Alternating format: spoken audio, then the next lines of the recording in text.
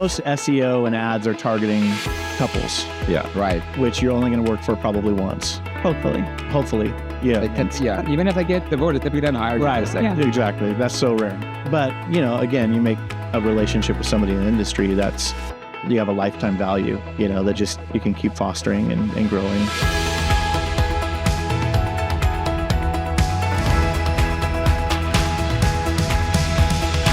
Welcome to the Business of Luxury Weddings podcast. We are in Venice, Italy, with some of our favorite people, truly, in the industry. Not our favorite planners, not our favorite photographers, not just people. Some of our photographers' favorite people. Lindsay and Cherish Conklin from Rêve Films. That is high praise. True, it's true. It's true. I think I like to tell this story because meeting you guys, to me, felt like meeting somebody in first grade. The way we met, I don't know if you guys remember. I do. I went to my first Engage in 2017, I think that it was, in Mexico. And at Engage, for those of you who don't know, they when you're a newbie, they separate you out and kind of put you in different rooms, put you at a table, and they say, they give you like things to talk about. So I sat down across the table like you do in first grade, and I look over, and these two were there. And it just was like immediate. You fell in love. An immediate thought. And then he came back, and he's immediately like, oh man, I like them. I mean, I grew up in Riverside. You guys were in Temecula. We had that in common to begin with. And anyhow, it's just been a great relationship ever since, at least for me. Yeah. Were you at that one too? No. That was our first one, I think. Yeah, we just sent you, right? Yeah. I don't think we had money to. No, we both have like go back in. Yeah. Like, no, one of us goes, flip it. Yes. Yeah. So it's since then, obviously, we've watched your meteoric rise to the top of this industry, and it's been super fun to collaborate with you and just Likewise. Yeah. It's awesome that we get to work together now. We're friends. Here we are in Italy. Yeah. Live. yeah Finally Coming doing the to you live. podcast. Yeah. on another collaboration. And like Cher said, we're finally getting to be on your podcast after how many attempts? Yes, third time lucky, right? Is it? It's third time. At least. At least. I feel like we put you in the hospital this morning because we scheduled it. No, but that was good. We're all busy. Yeah, it can be hard to schedule. Yeah. Yep. Yeah.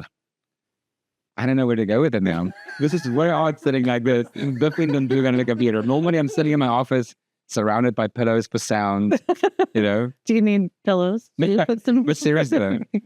Okay, so we're here. We're here. How's the year looking for you guys? How's the year been? It's busy right now. Yeah. Yeah, we're in a good stretch. Yeah.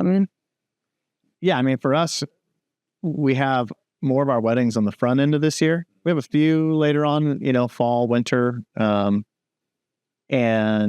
even if that doesn't change, like we're pretty much fully booked for the year with the amount of weddings that we want to be doing. Mhm. If we book one or two more towards the end of the year, that's fine. But as of right now, it's mostly front loaded.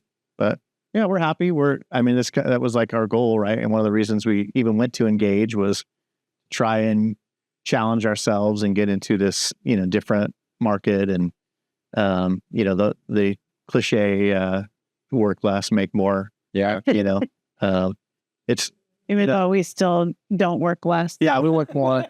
I was going to say that only happens after you've worked a lot first. Right. Yeah, it's true. And we talked about that last night at dinner, right? There was this recurring theme. We were talking about all of us and where we come from. And like, you guys have hustled, right? All of us have. But like, you built this from nothing. Yeah. You weren't supposed to be world-renowned wedding videographers. No, we That was never a goal. Yeah, I remember, and I've told this story before, but I remember when I approached Cherish with the idea. We were just dating at the time. We both were into like video editing, and like we would make slideshows for our friends, like at graduation or whatever.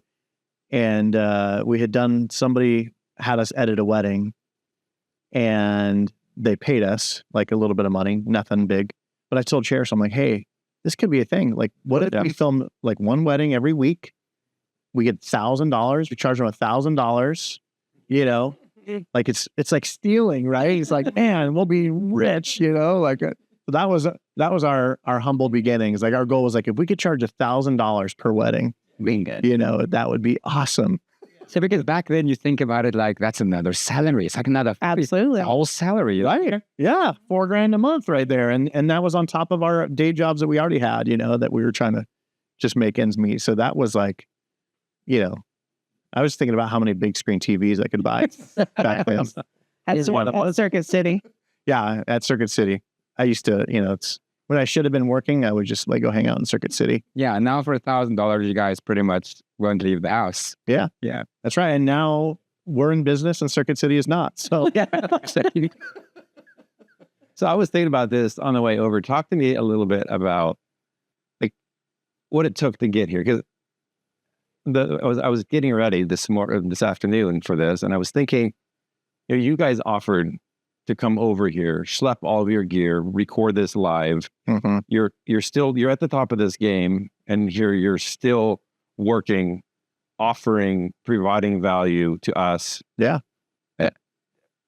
Why? I mean, you're at the top to us, but I'm serious. Like, why do you keep pushing and pushing and pushing? What was that fat check that you promised? Yes, right. Well, it's coming. No, Mail. okay. So we do get asked to go on a lot of podcasts. Sometimes we say yes, sometimes we say no.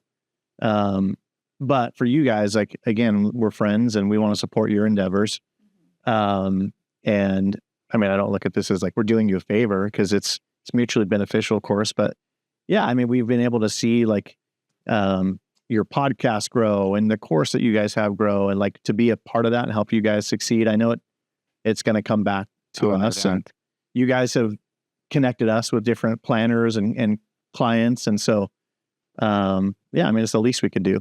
But it was very difficult to get over here. It took a boat. Seriously though. Planes, trains, and automobiles. No, I'm just kidding. And rain and choppy waves and Not ideal weather right now, unfortunately. I guess my the direction I was heading with that was like, how do you keep going? How do you keep the foot on the pedal? Or do you need to at this level? Now you've reached it. Have you made it? And Yeah, you always have to keep going because there's so many people who want to get into this market, and it's such a small market. And so if you get lazy and you stop and you just decide, I'm just going to, take it easy. Yeah, and cruise, you're going to get replaced. You're going to become old news. And so you have to constantly evolve and grow and hustle and forever.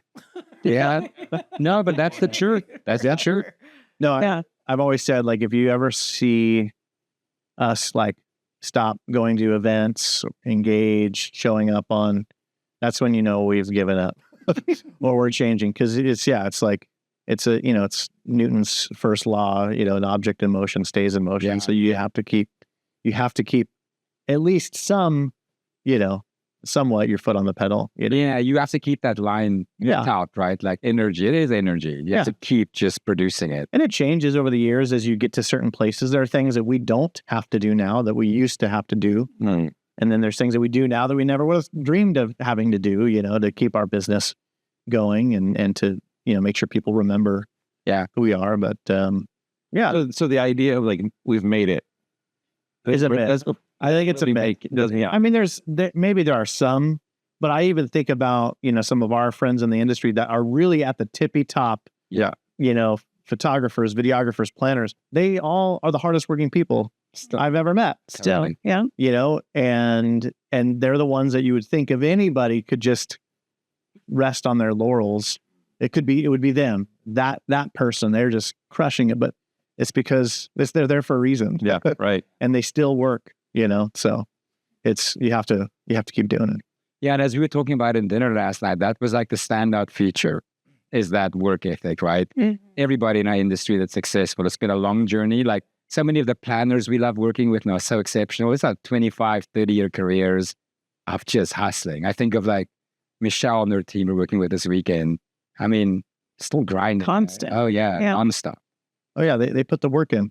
Yeah, Michelle is she's where she is for a reason, Yeah. And that's the thing, and I think that's the one thing that maybe you don't realize until you're kind of in those shoes a little bit, but yeah, there, as far as like feeling like you've made it, regardless of whether you or not you feel that way, that doesn't mean that you can just stop. I don't think, I think it's important to stop along the way and take it in a bit. Yeah. Yeah. And we did that, like kind of go, oh, wow, okay. Like I just said, I'm walking to my work tonight in Venice. Like, oh, that's worth celebrating and turning for a bit.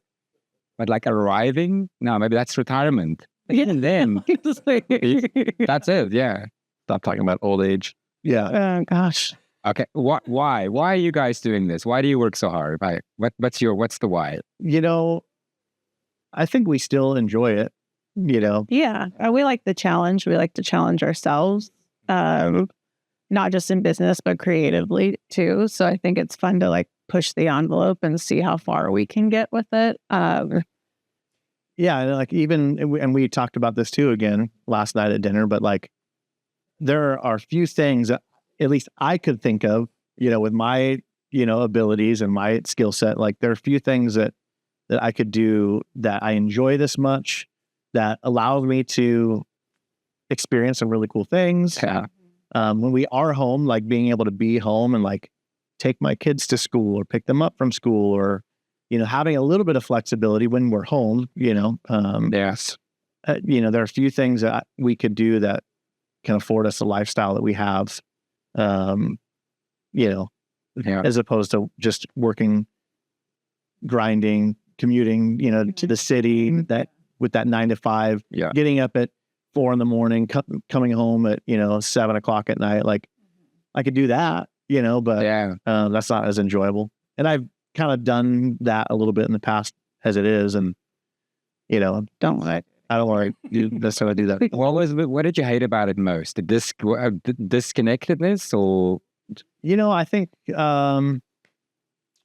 I think for me, the corporate lifestyle, I love people. I love people, which is one of the things I really love about the wedding industry. And I loved that about the corporate, thing. But it was hard, like when you're managing employees, and it gets kind of tiresome, because the things that you fell in love with when you're building a company, when it grows to a point where you're managing people, I kind of lost that passion for it. And then just like time, just wanting at least some moments, you have your vacation time and stuff like that, but like just wanting, I didn't need more money. I just wanted more time, and so that's kind of why I got out of the corporate lifestyle, among other things. But yeah, because it's the cliche thing to say, but it is the most valuable thing we have, right? Time. Mm-hmm. Because for us as well, once we got to a certain point, we're like, okay, we need to buy back some of our time here. Yeah. Because in the beginning, when you start a business,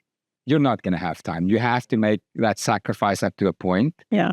We always talked about pushing a ball up a hill the first few years. Like we just kept reminding ourselves, like eventually we're going to get and it's going to roll. Yeah. But it's hard in the beginning because you're doing stuff sincerely. Yeah. And it just doesn't land in the beginning. Yeah, the ball starts rolling, but then you have to like corral it, point it in the right direction. And then you're chasing the ball, and so it's just a different type of feeling, but it's Sometimes in the beginning, the ball starts rolling backwards. yeah, Right? Seriously. Like you're like, I think we're going to do this. Like, oh crap. yeah, exactly. Yeah, it's rough.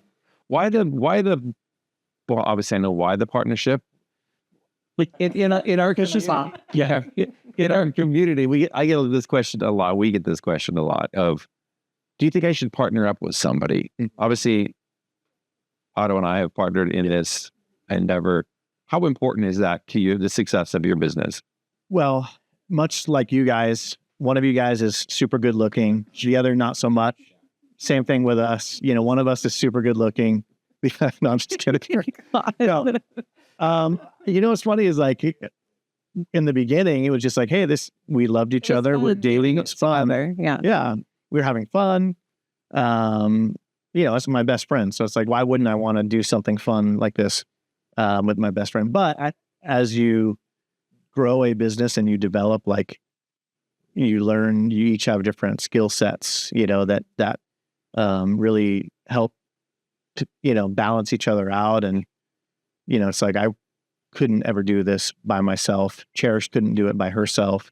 No. But together, you know, it makes it, you know, makes us, like One whole. Better. one whole. Yeah, exactly.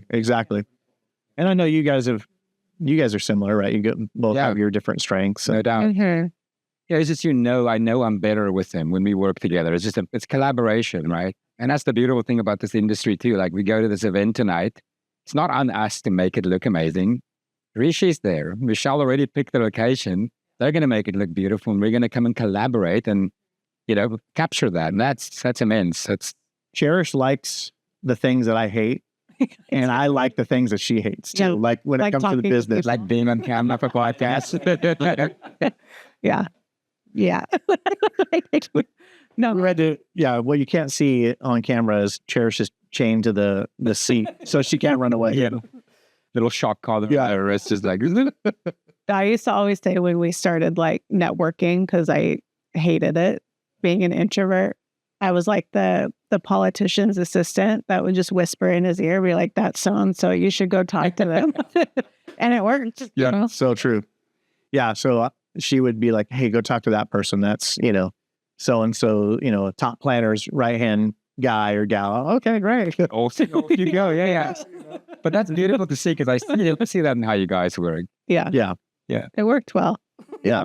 So I want to dig into that a little bit more. I know there's so many people, like as artists, that are so good at what they do in the craft, but the people side of it, and just the idea of networking. Yeah. How have you managed? Does it exhaust you? Or has it you've learned to enjoy it? I mean, it takes its toll for sure, but I feel like most introverts are good at having like deep connections with people, and it's the surface level stuff that gives us anxiety, like the small talk and the initial, contact. And so what's great with us is he'll make those Yeah, introductions. you can be the person, And then I like, foster the relationship. And I love that part of it, Yeah. because we have met some pretty incredible people, and it's been nice to actually like really get to know somebody. So that part I like, but actual networking events can be a lot, and so I've just learned certain things. Like if I need to take a break, I'll go take a break. Yeah. If I need to force myself in a corner to go edit, I'll do that. Yeah. And sometimes I would rather be working the event, honestly. Yeah. But so there's just little things like that. Yeah. I think like being introverted, you got to use what you have, right? And you can't. It's hard to change who you are sometimes. So you just have to use what you have. And I think being introverted in a lot of ways is a superpower. No doubt. For me, I'm more extroverted, but I probably have undiagnosed ADHD or something, but like I forget a lot of things. And I'm great at I'll do that initial contact and I can do this. But sometimes I overlook certain things or details or forget, whereas Cherish's personality, she's remembers those things that I forget, or she's thinking deeper about something, or she's observing it when I'm just like doing my little song and dance over here. She's actually like observing and paying attention to people. And I think that's, again, something that helps us, be stronger. Mm-hmm. So, And I think that's helpful for people listening who are introverts, right? Because they're so intimidated by, I'll reach out, build a relationship. For most people, they're like, I can't do that. I'm not good at that.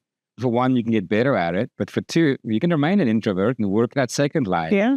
If you can figure out another way to get to people. Yeah. Yeah. There's different techniques. Like there was like a TikTok I just sent him, which I'm like, we should talk about that someday. I'm not like well versed on it yet, but it's like, where do you stand in the room? Like, what's the optimal space to be at a networking event? Where is it? Near the bar. right after people leave the bar. People leave the bar. So it's like most people tend to be in the front entryway. Yeah. But no one's ready to network at that point, because they're scanning the room. Even an extrovert is anxious. Like, I need to what's my plan, and then, yeah, exactly. Where am I going to do my song and dance? Everyone's thinking, I just need to get a drink, even if it's not alcoholic, but like something in their hand. And so they want to go get in line to the bar. And then as soon as they get that drink, they turn around and now they're ready. And that's where you're supposed to be. That's literally what I do. I get into the room and I hit that first anxious wave, like, I don't know where to go. Right. Yeah. And then I just go for a drink. Yeah. Yeah. Because it's like easy. Now you have a drink. Right. You're kind of like, Yeah. And then after you get that, Right. after you get that, you turn around and it's like, okay, now you're ready to like talk to people. So they were saying, you got to find that account, It was put it in the great. show notes or something. Cause Yeah. she was saying like, after that moment, then like people are ready to connect. And have like Or then- deeper conversations. Right. Whereas before it's like, so just, hi, yeah, okay. Like I need to move on. Is that from the Science of People account? I don't remember. But I follow her, the Science of People. I forget her name, but Sounds I know familiar. she talks a lot about hanging near the bar or food if there's not a bar. Yeah. And maybe the new age now is to hang in the door because everybody listens to this heading to the bar. Well, so The winners will be in the door, just hanging out there. Like, that's true. This thing right here. It's just gonna keep it's like music right there. And then here's the pattern breakers at the door. exactly. But the reality is, on something I think Otto does so well is, as we talk about networking, is like literally just be authentically interested in somebody. Mhm. Not to say I'm fake, but sometimes there's like a list of things in my head that I'm like, Yeah. And you guys, the two of you guys do that really well. you can tell when somebody is not interested in you. Like they're shifty eyes, they're looking, who else can I talk to? Like you have to listen with your whole body and people can tell that, and it can make or break a relationship. And so I think people don't do that enough. And they discount people real quick too. Like there's so many people like we've met throughout this industry that you would think, oh, well, I want to meet the planners, right? Or for video, also photographers, because like our relationship is pretty essential when it comes to weddings and events. But there are so many other parts of the industry and that you may not think that you'll ever get, a collaboration going, but these people can even be connectors or bringing you to meet other people. And so it's so important not to discount anybody and to actually show genuine interest, no matter who they are. Yeah, because I remember the first time I engaged, I felt that pressure of, okay, we're here, we spent the money, we got to kill, right? Every opportunity, you got to close something. Yeah. And that doesn't happen. And I realized you just have to be in the room for the most part. Mm-hmm. If you're just in the room, eventually the room is like, oh, and then little conversation stacks, you come again, it's another event, all of a sudden it's fine. You don't have to walk in and, close the deal. It doesn't happen. And a lot of times it takes time for these relationships. What we're trying to say is I'm a human being and I have feelings and I have needs. So don't discount me. You know what I'm saying? What? What did he just say? I don't know. Let's talk to Jared. Yeah. But it is a little bit like, whether it's a WIPA or Engage or any event, it is a little bit like that first time as you're a freshman, you step into the cafeteria in high school. Yeah. And you're like, where do I go? Who do I sit with? Like, And you never graduate. yeah, and then you become a videographer. Exactly. My parents are so proud. Well, so that has been a big part of your strategy, right? Relationships. That's the game. I know you guys do that. Yeah. Yeah, and we've talked about this so many times, but it really is that simple, just relationships. And we've seen it work in pretty much every aspect or niche of the market, stage of the market that we've been in, lower level, mid-market, premium, and even now in the ultra luxury market. It's all about relationships. And, like that's why we're both here today Yeah. in Venice shooting this amazing wedding, because 100%. of a relationship. And to the point of it taking time, the first time we wrote Michelle Rago was 9 years ago. Right. So this week we were in London as guests at her birthday party. I was sitting there thinking, see, Yeah. like amazing things, relationship, it's worth it. Like who knew this would become a friend, right? But it took us 7, 8 years before our first, so it takes time. But if you want to go to the very top, like, of course, like it's going to take time. You don't just win the Super Bowl because you wanted to play. Like, Totally. How long did it take us until you Yeah. After you spilled Oh yeah. on Michelle. You spoke it right. Well, the story. Okay, so it was in 2018 at Engage in Canada, and we were at the pool, and the waitress was bringing over everyone's drinks, and she spilled my drink down Rêve's backside. Sure, and it was Perfect. it was a bloody Caesar. Oh, So it was like clamato juice, you know, just like Just all down her. I'm Lindsay. No, exactly. Yeah. And we had literally just like finally connected. Like she like called me over and she's like, hey, you know, show me some of your work. And I had just shown her like a video of ours that I was super proud of. And like 20 minutes later, she's like, whose was that? I said, well, I guess we're never working with Michelle. She's the perfect ladder. But yeah, totally. It's like a meet cute now, you know, and she tells that story all the time too. But yeah, I mean, and that was in 2018. We had some gigs with her almost shortly after that, but the pandemic kind of 20. had other plans. 2020. Yeah. So it took a couple of years, but even like our relationship, we met in 2017.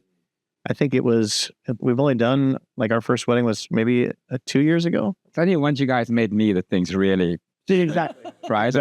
when it really just So true. Took off. Yeah. They're like, no, this is the relationship we're pursuing. you mentioned relationships at every level. Well, Mhm. I sometimes in our community and in talking to other people, like people think, oh, building relationships, that's a higher end, that's a luxury, that's an ultra luxury thing to do. I'll just focus on SEO, right. or digital marketing in general, and like, oh, then the people will come. Talk to me a little bit about like because obviously you've gone through every level, had success. Mm-hmm.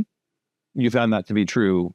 Yes. Yeah. And I'm sure, you know, to an extent those other things work. We've never once paid for ads, never once paid for SEO marketing. We don't have a blog. We've never done any of that stuff.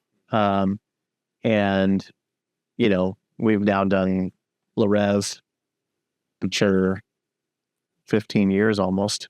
Yeah. Professionally. And that's been her full time for 15 years. And we've never paid for advertising. It was just always networking, even from day one. Like, Well, yeah. I mean, when we really first started the business, like invested into it, we got in with one venue that was like all inclusive, and we're just kind of like spoon-fed weddings. It was like a wedding factory, and so even that relationship even that took was because I knew somebody introduction. Yeah, introduced us to the venue owner. You know, but we just got stuck there and didn't know anything about networking groups, or you know. And then years later, some photographers were like, hey, you got to come join this. And as soon as we did that, then we started working at we had never worked at any other venue up until that point. And so just seeing how fast that happened by meeting people was like, it was a light bulb moment. I mean, it was also pre-social media. So, yeah, you know, early before Instagram, really. Yeah. We're old. But wow, when was that? How did that work? 2011, probably 2010. Yeah, but yeah, we've just seen it work, and then we did it in our local market, and then we said we're kind of bored here. Let's see if we can branch out and work outside of our market. So we started branching out a little bit, and just kind of repeated the same things that we were doing. Going to these events and meeting people, and then. Oh, wow. Now we're getting referrals in LA and Orange County. And so we're like, well, let's just keep spinning it, keep going. Yeah. Yeah. So now here we are in Europe. But it works. I think people miss like that relationship building. It's a live lead. It keeps going. SEO is dead. It's not a living thing. So you hit the SEO and they find you, but it doesn't grow beyond that. And Google changes the algorithm all the time. The next year find you again. Yeah, I came from an e-commerce background before we did, Rêve full time, and SEO was huge. And early on, it was like backlinks were the thing. Exactly. More websites that had links to your site, the more higher up you went on Google listing or SEO. Well, then Google says, no, we don't want that anymore. because people are scamming or they're gaming the system. That's not authentic enough. So overnight they changed it and we lost all of our ranking. Then you have to, figure out what is Google doing now. So it's this constant thing that you're chasing. Whereas, I meet you once and we become good friends and we like working together. Yeah. That's it. Let's go. Like, unless we don't want to work together anymore, that we'll always be connected now. Yeah. And if you want to quantify that relationship, right? Yeah. How much has it been worth? Or is it worth over the next 10 years in referrals between us? Like you guys are worth millions of dollars to us, potentially. Totally. Now, if you build that out, and all of a sudden you have 50, 60... we get advanced? Can we get advanced on that? Of course. But it's amazing when you look at it like that. Yeah, it's Like true. crazy. Now you can compare the ROI in both and go, it's not even close. Yeah. That's more work building a relationship. Yes, it's slower, but my gosh, it's not even close. And most SEO and ads are targeting couples, Right. which you're only going to work for probably once. Hopefully. Yeah. Even if they get divorced, they typically don't hire. Right. Yeah. Exactly. That's so rare. But, again, you make a relationship with somebody in the industry you have a lifetime value, that just you can keep fostering and growing. But I think a lot of people right now too, with the way the industry kind of is, there's a lot of competition, a lot of photographers, a lot of videographers got in the game during COVID, and lots of saturation, but people always complain about, oh man, I'm just getting these really low budget inquiries. And anytime I talk to somebody in that situation, it's like, well, what's your relationship marketing strategy? And they don't really have one. Maybe some Facebook ads or Instagram or whatever. And it's like, well, that's why, because most of the people that are going to spend money on a photographer or videographer, they're hiring a planner. They're hiring, they're hiring. And that planner has their team. Exactly. That they like. It's interesting. I was reading this morning, AI and how AI is going to affect SEO is going to be a much more targeted, your AI can literally go through everything and feed you exactly what you want. So, and just skip past all the SEO. That's great. And SEO is potentially going, you're going to have to change the game. Yeah. Even if that's your main strategy, people to people, it's never going to go away. Well, I shouldn't say that. Yeah, I don't think so. I'm hoping that it'll never go away, at least while I'm alive. I don't think it's an ultra luxury. It will. Yeah. No. I think it's become even more valuable. Yeah. Eventually at the ultra luxury. It's all about trust, right? Right. In the ultra luxury, who can I trust to handle the most important day of my life? So they find a planner that they can trust, and that planner brings people that they can trust. Right. And for the planner, the value proposition, we talked about it yesterday. We're here this week. For Michelle and them this week, the most important thing this week is not photos or video. Not this week. It's this timeline. It's this events, all these events. Yeah. And so our focus is to be good collaborators. I think most photographers come in and go, oh, one way to see the images. And like, you're missing the opportunity Right. to elevate, to bring them to go, man, I love the Rêve. Yeah. I want them on my team, Absolutely. Yeah. So true. That thought kind of leads me to, this is called the business of luxury weddings.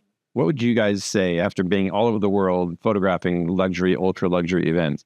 How would you define luxury? Our idea of luxury is so different than what everybody else thinks of it. I think the word's just thrown around so much, and everyone defines it differently. Yeah. So you're saying you didn't like my question? No. Is that so? Yeah. Just That's no question. the change card. It's such a hard question to answer because it gets thrown around so much. Everyone's definition is different. But I think as far as like, if someone were to ask me what kind of clients do you service or what kind of weddings are you doing, I would say ultra luxury or, high net worth clients, right? And for us, many of our clients are spending millions of dollars on their wedding. And they are wanting to provide amazing experiences for their guests. So it's not always about decor or a flower budget or whatever, but it's just about creating these incredible experiences and taking their friends and family around the world or going on these excursions, multi-day. Or it's just a festivities. backyard wedding like the last one we did together. Yeah, that's true. That's true. Which one's the backyard wedding? Okay, I get it. It was a massive backyard. Yeah, okay, I see. Yeah, that you can drive a car on for Miles. days, yeah. Land a plane in the backyard if you wanted to. But I think if you ask us what's luxury, to us, like we're not ultra luxury ourselves, like we're not our clients. No. Yeah. To me, the answer is it's big, it's lots of money. But I think if you ask the client, with the billionaire, for them it's about an experience. Yeah. It's not about the money. Yeah. No. Even though they're going to spend a lot of money, even if it's a small backyard wedding and there's not a lot of flowers, maybe Right. the experience is going to be curated and like Yep. the parts, the components are next level. I think, Yeah. even if it's simple. And I think like so many people want to say, what makes a photographer a luxury photographer or a luxury videographer? I don't think our jobs are the luxury part. No. I think the event is Yes. the luxury. So is the event a luxury wedding? That's the good point. And I don't think people know what that is. Everyone wants to put like a dollar sign on. Oh, it's this much money. It's not though. That's such a good point because photographers do that, right? They go, what's a luxury photographer? And I like this. There isn't such a thing really. Well, I charge $10,000, so I'm luxury. It but doesn't work. Oh, I thought you guys were more than that. Yeah. Because if we were luxury, we wouldn't shoot weddings.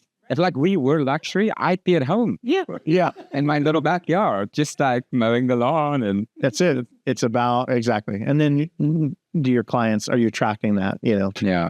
or even the planners, are you tracking them and Yeah. serving them, Yeah. So true. So it's a buzzword. It is a buzzword. And you guys are clearly helping with that. Yeah.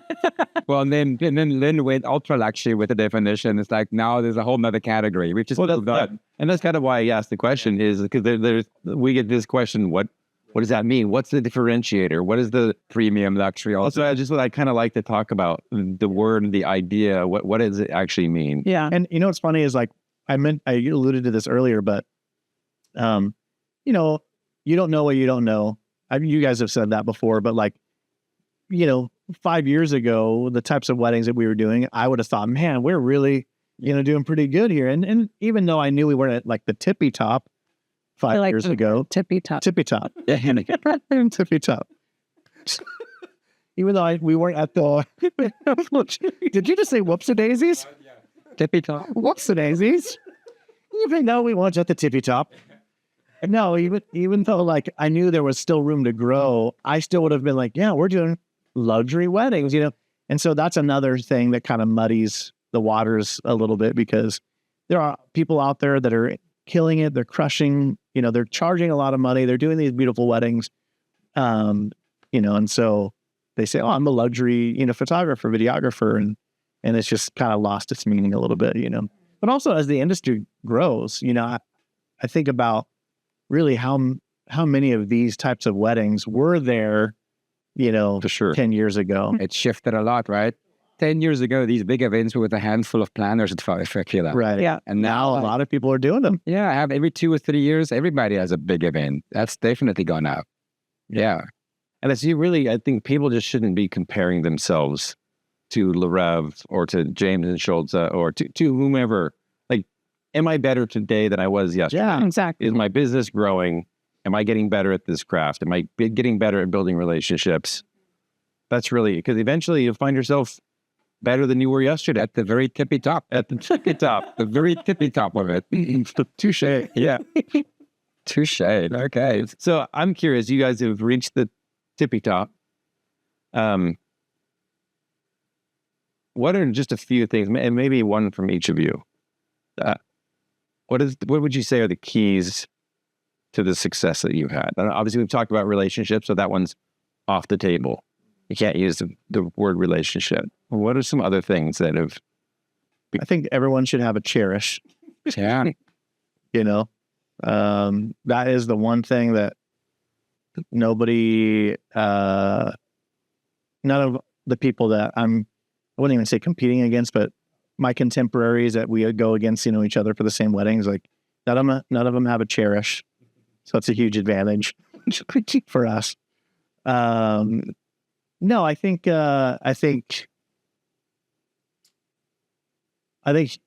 humility is important. Right. You need to be confident, right? You want to be confident, but I think humility, like we still, I think, feel like we have room to grow. Every wedding that we do, we're still trying to make it better than the last wedding. We care so much. We're not phoning this in. I don't think that we're better than anybody else, and we're just trying to like just do a good job and serve people. And I think that is key. When you start to get a little arrogant or too big for your britches, you'll quickly be reminded that that's not the way to run a successful business in this industry, so that's something I would say is important. I think along those lines, just in order to show how grateful we are to all the creative partners, like figuring out what it is that we can do to help serve them and, help grow their businesses too. It's just a team effort. Like we're all in this together. And so I think that has helped also just being a team player and just trying to do our best to help everybody else. Yeah. And SEO. SEO, name of the game. No, but as you say that, I think about it now. Like, again, you can spend the money in the SEO and that's your marketing budget, or you build relationships and you kind of add us to your marketing budget. Yeah. Because we're marketing you now and we add you. And so we're just better, smarter, like more effective together. It's just, And even like as we grow and do different things with our business outside of shooting weddings, different ventures, like you guys have your course or whatever, like we can help each other out, and support. We're starting a village in Italy. Yeah. We're buying like 101 euro properties. We're going to go nuts. Exactly. Yeah. I'll be the mayor. Yes. Okay. Mayor Schultz. Yeah, that sounds good. No red hat. Mayor Auto. Yeah. Motto. I'll go with it. That's fine. Look, it's been a real pleasure having you guys on. Thank you. I really do love you guys. You guys also make me straighten out and work harder because really you guys operate. So thank you for joining us. Anything you're planning for the future? Any exciting things coming up that you guys have in mind? Secret projects other than villages in Italy? That is at the top of the list for sure. No, so we have a couple things that we do. So like, for videographers, we have our color presets, or LUTs, they call them in the video world. So you can get those at gamut.io. We sell those on. Yeah. Drop those in the notes. We have something that I love and I've plugged before, is we have our little Instagram subscribers.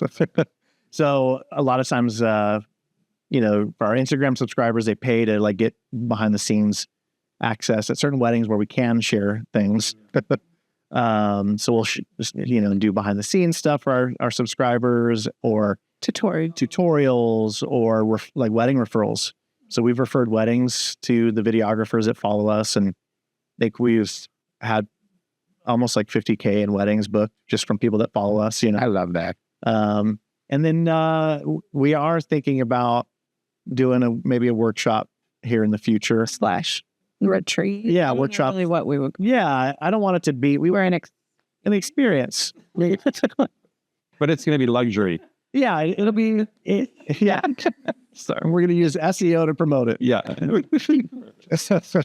No, it'll be for videographers. I think that's something that we have, or at least the people that really pay attention to us, they want to learn a little bit more from us and more in an intimate environment. So that's definitely something that we can't ignore, and we'd love to help people out. So I think you'll probably see That's exciting. something like that in the works. When it happens, we can drop that in the show notes. Absolutely. Thank you guys so much. Appreciate it for being here and being here in Venice and being here in this room. And Yeah, honestly. absolutely. This is not a set. Yeah. Let's go to work. It'll work. That'll work. Cheers, guys. Thank you.